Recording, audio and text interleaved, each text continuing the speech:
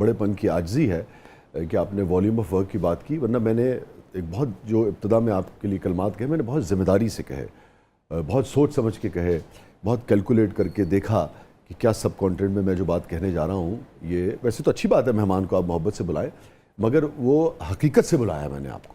कोई शायद ही कोई दूसरा ऐसी कोई फीमेल आर्टिस्ट हो जिसने इतना काम किया हो, इतनी क्वालिटी का और इतनी क्वांटिटी में।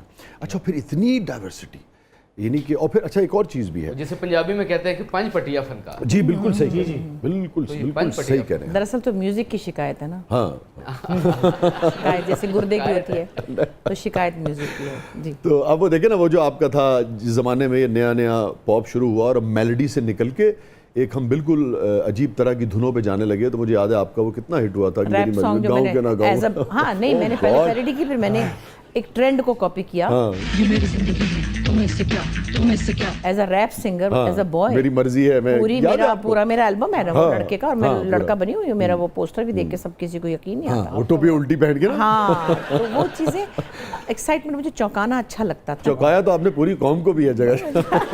चौंकाने की आदत पड़ गई है ना, इसलिए इस दफा जरा मैंने आहिस्ता से करके निकाली हवा। लोगों को चौंकने में तकलीफ क्यों होती है ये बताइए? क्योंकि लोग खुद चौंका नहीं सकते।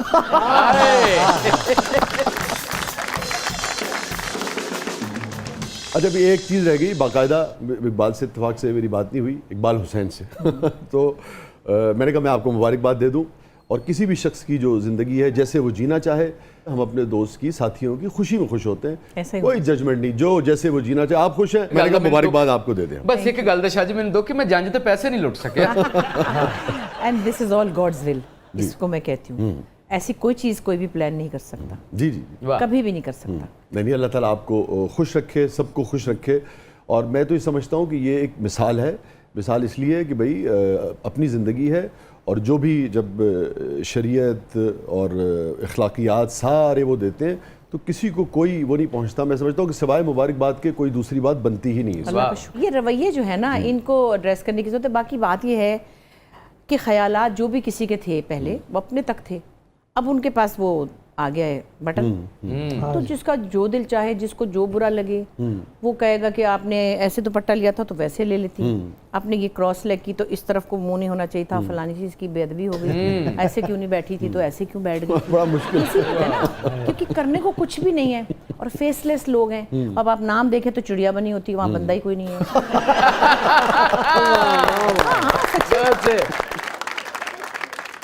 उन लोगों के पास आ गई ये चीज़, तो फिर वो तो जो मर्जी करें। ऐसी चिड़िया जिसका दिल जहर का है। लेकिन मैं उन्हीं को चाहती हूँ कि एजुकेट हो। मैंने बल्कि एक दिन बड़ी अच्छी बात सुनी थी, कराची में स्टाइलिस्ट है हमारा बच्चा, मैं नाम नहीं लूँगी, और उसकी माँ ने उनको पाला, 2 बहन भाइयों को, बड़ा मशहूर स्टाइलिस्ट है। और उसने कहा कि आपा, हमने अपनी अम्मी से कहा कि अम्मी हम बड़े हो गए, हम अपने काम पे लग गए, आप अकेली बैठी रहती हैं, हमने अपनी अम्मी की शादी करा दी। तो मैं तो इतनी खुश हुई, मैंने कहा बहुत अच्छा किया, और हमारी अम्मी इतनी खुश हैं। तो कहने की बात यह कि बापों की तो फिर भी कहीं ना कहीं गुंजाइश होती बात। बच्चे कहते हैं भाई अब्बा अकेले हैं, वो ख़वातीन के वाले से पता नहीं क्यों। हाँ, अम्मियों को कहते हैं तो हांडी पकाती रहेगी तो बस हमें तकलीफ ना हो जाए कहीं, तो बहरहाल ऐसे ही है। खैर नहीं, अल्लाह ताला आपको क्या खुश रखे और लोगों को भी इस बात को समझने की तौफीक दे। एक तो ये कि भी लोगों की अपनी ज़िंदगियाँ हैं, और दूसरे ये एक अच्छा फैसला। गल्लां तो सारी ठीक ने, ये भी पूछ लो कि आजकल को तनिया गोश्त पका के खुआ रहे हैं कि नहीं खुआ रहे। अब किचन में बहुत कम जाना होता है आजकल, तो मुझे YouTube पे आने का अब वो भी 4 साल से मैं नहीं उसको देख रही थी। बहुत से दोस्तों ने कहा, फिर मेरी बेटी भी कहती रही, वो हमने गवाने किया था जो पीस सॉन्ग उस वक्त बनाया था, फिर उसके बाद मुझे समझ नहीं आई ये क्या है। तो कोई मेरे ख्याल नवंबर से मैंने कहा अच्छा चलो भाई ज़रा इसका वॉल्यूम बनाते हैं, लोगों से ताल्लुक़ बनाते हैं। और उसमें मैं कभी कभी कुछ बनाती हूँ, लेकिन अभी धनिया गोश्त नहीं बनाया, आलू गोश्त बनाया था। दुनिया बह गई सी, देसी घी वाला आलू गोश्त। और अभी मैंने कैरी का शरबत बनाया, अम्बी का। अरे वाह, वाह वाह। जिस दिन आपने करेले गोश्त खिलाया, इकबाल साहब ने सुते नहीं उठना, 9 घंटे सुते। हाँ, नहीं करेले पता क्या, अब ज्यादा मैं करेले बगैर गोश्त के बनाती हूँ। अच्छा, बनाती हूँ बुरा मैंने सिखा दिया खानसामा को, क्योंकि अब गोश्त को आप वैसे भी कम करें जिंदगी से तो बेहतर है। लेकिन हमारे घरों में तो बगैर गोश्त, दाल में भी पकता था। हमारे अब्बा तो मतलब दाल, मूंग की दाल में भी गोश्त होता है। अहमद बशीर साहब हमारे शोबे का, सहाफत का, अदब का एक बहुत बड़ा नाम है। कोई ऐसी बात जो आपके हाफजे में आ रही है जो इससे पहले आपने किसी टेलीविज़न के शो में न शेयर की हो? एक तो जो कहते हैं ना अब्बा एक बड़े मुश्किल और गुस्सीले और इंटेलेक्चुअल आदमी थे। दूसरी तरफ अब्बा इंतहाई मासूम इंसान थे। यानी अब्बा घर पे बैठे लिखते पढ़ते रहते थे हर वक्त।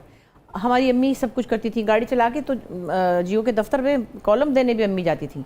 हाँ, फ्रंटियर पोस्ट दफ्तर ए दिया तो फलाने दे दफ्तर और दिया तो घर से, हाँ तो वो हिलना ही नहीं है। तो अब हम जब छोटे थे, हम 4 बहनें और एक छोटा भाई था। तो मुझे सॉरी, आप बहुत मुझे माजरत, मुझे फैज साहब का एक शेर याद आ गया इन लोगों के ऊपर। हम सहल तलब, यानी कि ये आसानी पसंद, हम सहल तलब कौन से फरहाद थे लेकिन, हम सहल तलब कौन से फरहाद थे लेकिन, अब शहर में तेरे कोई हमसा भी कहाँ। तो हमारी अम्मी घर भर भी हम लोग किराए के घरों में होते थे तो अम्मी घर भी अम्मी देखती थी। तो अब्बा जाते थे, उस वक्त मसावात में थे, मुझे जब की बात याद है। सुबह जाते थे, रात 9 बजे आते थे, जैसे सहाफ़ी जाते हैं। तो हमसे उस घर का पता ले जाते थे कि तुसी कित्थे चलिया हो, आज शाम ਨੂੰ तुसी कित्थे चलिया हो, मतलब कौन सा घर जा रहे हो तुम लोग। उस घर का एड्रेस ले लेते थे, वापसी पे आ रहे होते थे रात को तो हमसायों से पूछ रहे थे, कहते हैं कि इधर कोई नए किराएदार आए, इधर कोई नए किराएदार आए। इधर से पूछते पूछते उन्होंने कहा हाँ हाँ उधर उस घर में आए तो है, वहाँ मर्द कोई नहीं औरतें ही होते। कहते वही वाला घर।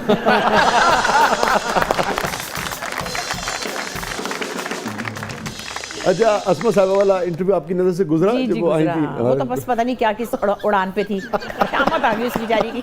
मजाक कर रही थी वो, वैसे मैं आप लोगों को बताऊं, हाँ दिल जला हुआ उसका अंदर से बहुत, ऊपर से बड़ी बनी फिरती है वो, रहने दे।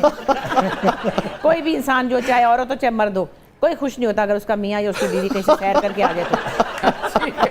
अकेले सैर पे निकल जाए कोई, हाँ वो ऐसी मार रही थी मजाक, आप लोगों को खुश कर रही थी, आप लोग उसके पीछे पड़ गए। उन्होंने तो यहाँ तक कहा कि हल्की सी दिलपशौरी करने की भी इजाजत दी। नहीं, जरा भी नहीं, दिल से कोई करके तो देखे जरा। लेकिन मैंने उनसे पूछा, वो एक चीज़ कट गई थी, वो जो आपकी बहन है नीलम अहमद बशीर, हमारे शोबे का तो बहुत बड़ा नाम है, तो नीलम का एक अफसाना है, तो मैंने उनसे पूछा था, मैंने कहा जब सारी इजाज़त है उसमें इंटीमेसी की इजाज़त है, कहेंगे नहीं नहीं नहीं उसकी इजाज़त नहीं। वो भी बारीक बात है, वो सबको तो पता नहीं है, लेकिन लोगों ने तो पता नहीं क्या क्या, बेचारे असद को भी तल दिया, अल्लाह जाने क्या क्या। अरे भाई किसी से ये बर्दाश्त नहीं होता, ये जो दूसरी तीसरी चौथी शादियाँ करते हैं लोग, तो कोई इतना खुश जो नजर आ रहा है वो नहीं होता। हाँ, इंसान इंसान होता है, चाहे वो औरत हो चाहे वो आदमी हो। Sharing is difficult. तो वो आपकी मस्तगी के लिए कुछ मजाक करके चली गई, मेरी छोटी बहन, आप उसके पीछे पड़ गए। मैं तो देखने वालों को कह। So are you ready? हाँ जी, रेडी। बचपन, जवानी या 50+? 50+।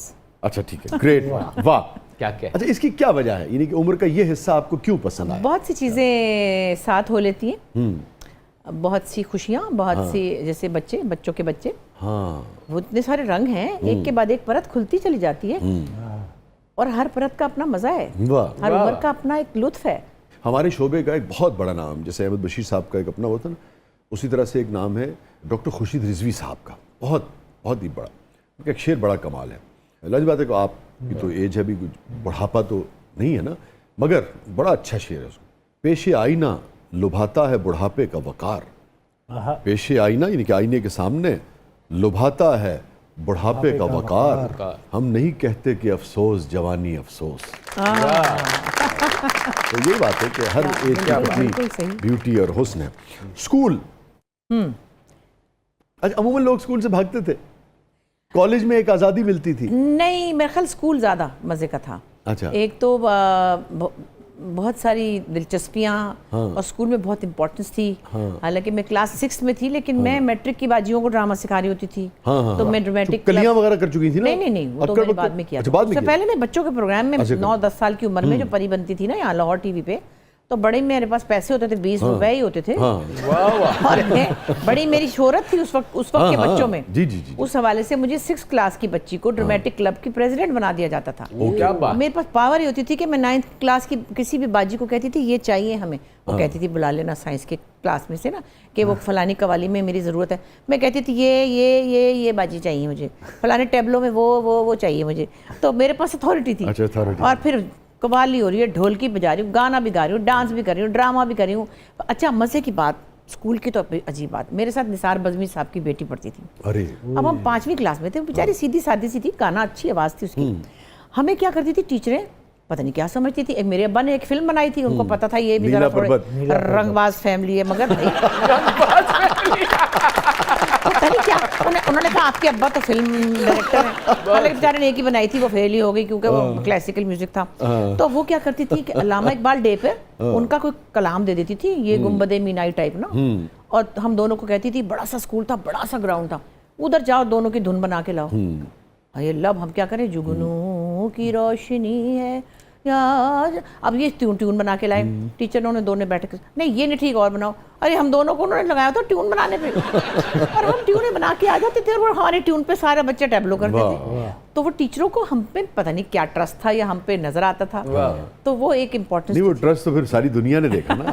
और नहीं, बज़मी साहब की बेटी बेचारी फरजाना भी कहीं देखती होगी, उसकी भी शामत के तुम्हारे अब्बा कंपोजर हैं, वो बेचारी सीधी सादी घरेलू टाइप थी, मैं तो फिर भी थोड़ी परिवारिक बनी थी, वो तो कुछ भी नहीं करती थी। स्टापू, हाँ बहुत खेला, पहल दूज भी कहते हैं ना। हाँ पहल तुझ भी, यस, बहुत खेला मैं, बड़ी उफ, मेरी अम्मी कहती थी आवारा गर्द। साइकिल पे सारा दिन मैं फिरती थी, साइकिल में फिरती थी ओफ। उस जमाने में। और अच्छा, वो जो बड़ी साइकिल नहीं होती जिस पे चढ़ जाते हैं बच्चे ऐसे हाँ, ऐसे मुश्किल करके, से, और हाँ। उतरा नहीं जाता, पैर नहीं आते ना हाँ अभी, नहीं, हाँ। फिर उतरा नहीं जाता। हाँ हाँ हाँ। तो मेरी दादी बल्कि अगर आपको याद हो तो वो जो साइडों पे बनिया होती थी ना, साइकिल वहां खड़ी करके उसके सहारे चढ़ते थे। यही थड़ा सा होता था ना। हाँ, थोड़ा सा होता तो हमारी दादी की गली में एक जैसे लोगों के थड़ थे, एक पे चढ़ गई, उसके बाद था। हाँ हाँ हाँ। अब चलाई जा रही हूँ, अब थक गई हूँ, अब डर के मारे उतर नहीं रही। तो और मेरी दादी का घर आखिरी घर था। हाँ। तो जो गली खत्म होती थी उसके नीचे एक और सड़क थी, तो वो कम से कम इतनी, यहाँ ये गली खत्म हुई है और ये रही सड़क, अब मैं उतरूँ कैसे। और मैं कुछ 6-7 घर पहले आवाज़ें देने लगती थी अब्बा के असिस्टेंट को। अब्बा के असिस्टेंट रहते थे अरशद भाईजान, अल्लाह जाने वो न्यूयॉर्क में कहीं हैं। मैं वहाँ से आवाज़ें देती थी कोई 10 से 12 घर पीछे, अरशद भाईजान, मतलब कि मुझे रोक ले क्योंकि यहाँ पे साइकिल में उतर जाना नीचे और मैं नहीं उतर सकती। आए जामुन के दरख्त पे चढ़ना, शहतूत के दरख्त पे चढ़ना। जामुन लिखा था आगे मैंने। हाँ, आगे मेरी अम्मी जो थी एक्चुअली तीसरी दफा लड़का ये लोग एक्सपेक्ट कर रहे थे, तो बुशरा इसीलिए तो नाम रखा जाता था उस हाँ, जमाने बाद में एक लड़का भी आया, तो कहती थी अवारा गर्द मुंडा ही हो जाता तो चंगा सी, सारा दिन फिरती है इधर उधर।